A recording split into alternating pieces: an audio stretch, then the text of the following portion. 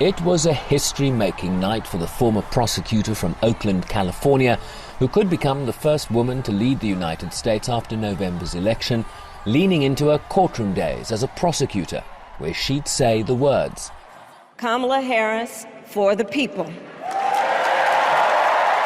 On behalf of Americans like the people I grew up with, people who work hard, chase their dreams, and look out for one another.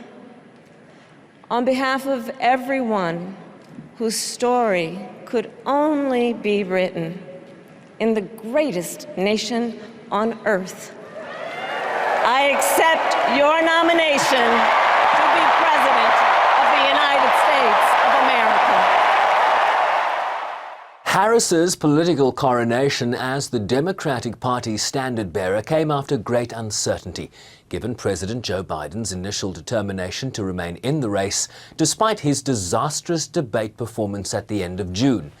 But his exit weeks later and his immediate endorsement of his VP saw Harris perform the equivalent of political jiu-jitsu, coalescing her party behind her in a matter of weeks, securing the delegates to win the nomination and choosing her running mate, who has thus far proven to be a shot in the arm for her campaign.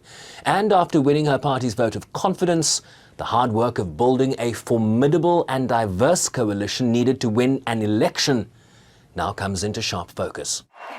A moment not lost on the current US VP, who also used her speech to appeal to those independent or undecided voters likely to decide the election outcome, as her opponent became a key focus throughout her remarks.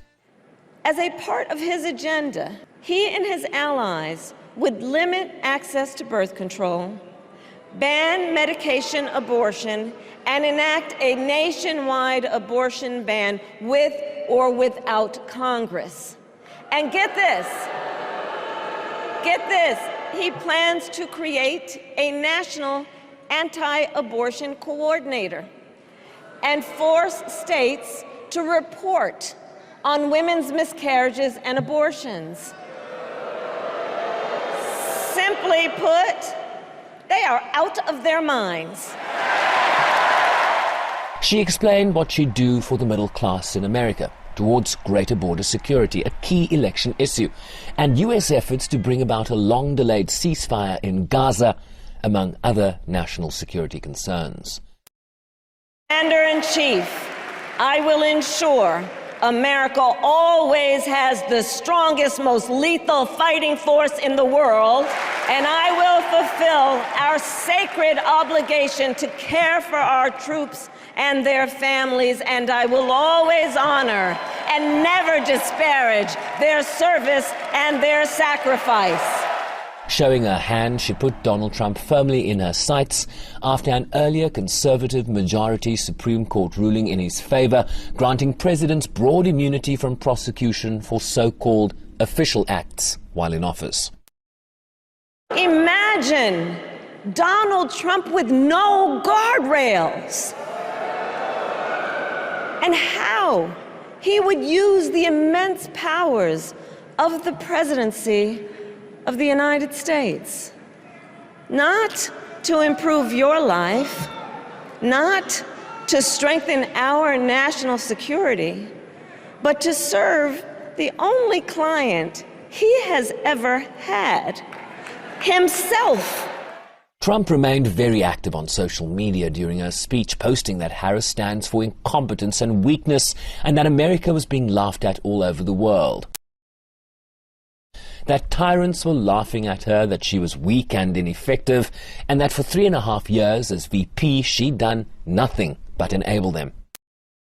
I will never waver in defense of America's security and ideals, because in the enduring struggle between democracy and tyranny, I know where I stand and I know where the United States belongs.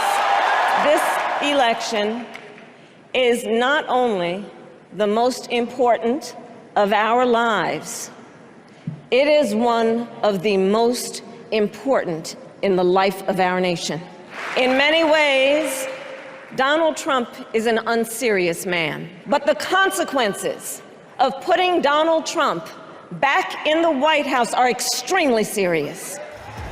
With both major party conventions now in the rearview mirror, the next major event will be when the nominees debate September 10th, followed by their running mates, Tim Walz and J.D. Vance, on October 1st.